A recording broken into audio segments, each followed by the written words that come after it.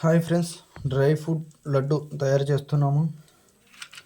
ఎండు ఖర్జూర, కలింగరి ఇత్తనాలు, గుమ్మడి ఇత్తనాలు, పిస్తా, సన్ఫ్లవర్ సీడ్స్, బాదం పప్పు, ఎండు ద్రాక్ష, జీడిపప్పు, శనక్కాయ పప్పులు అంటే పల్లీలు, ఇవి వచ్చేసి పెసులు. ఇంకా దీంట్లోకి చాలా రకాలు వేయచ్చు, కానీ మా దగ్గర ప్రస్తుతానికి వేస్తున్నాము. మీరు ఏమన్నా ఇంకా వేయచ్చు అని అనుకుంటే కింద కామెంట్లో కామెంట్ చేయండి. నెయ్యి. హాయ్ ఫ్రెండ్స్, ముందుగా నెయ్యితో ఇవన్నీ వేయించుకుందాము. మనము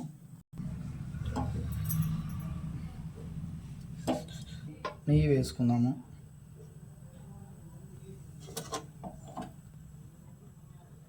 కొంచెము మనం నెయ్యి వేసుకున్నాము. ఇప్పుడు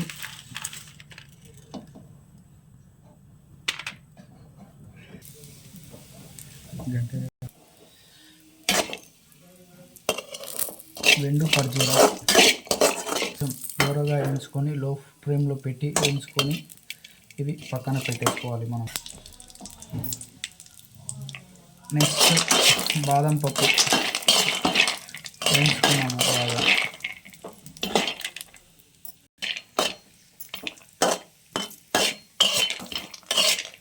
జీడిపప్పు లైట్గా దూరంగా వేయించుకోవాలి బాగా.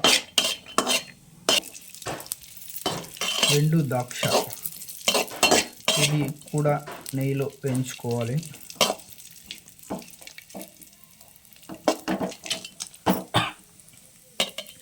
సన్ఫ్లవర్ విత్తనాలు ఇవి కూడా నెయ్యిలో మనము దూరంగా వేయించుకుంటే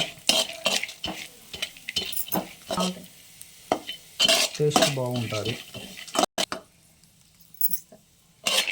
పిస్తా కూడా 50 గ్రామ్స్ బాగా వేయించుకోవాలి.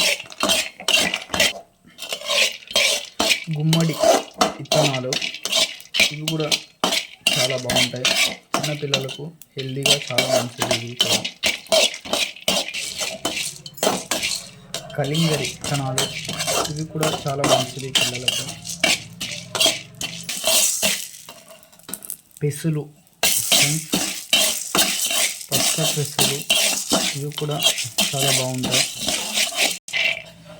పల్లీలు ఫ్రెండ్స్, శనక్కాయ పప్పులు ఇవి కూడా బాగానే ఉంటాయి.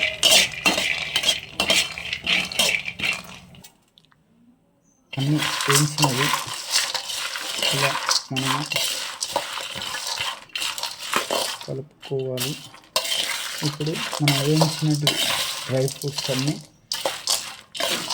మిర్చిలో వేసుకొని ఇంకా లడ్డూలు మాదిరిగా చేసుకోవడము.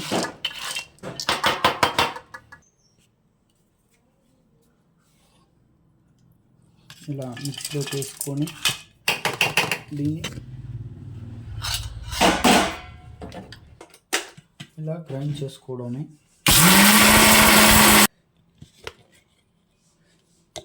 ఇలా మరీ మెత్తగా కాకుండా కొంచెం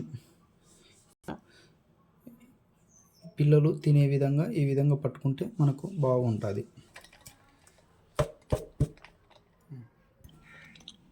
ఇలా పట్టిన పిండిని ఇలా చిన్న చిన్నగా చేసుకుంటూ మీ పిల్లలకు రోజు 1 లేదా 2 తింటే మొత్తం ఇవ్వండి.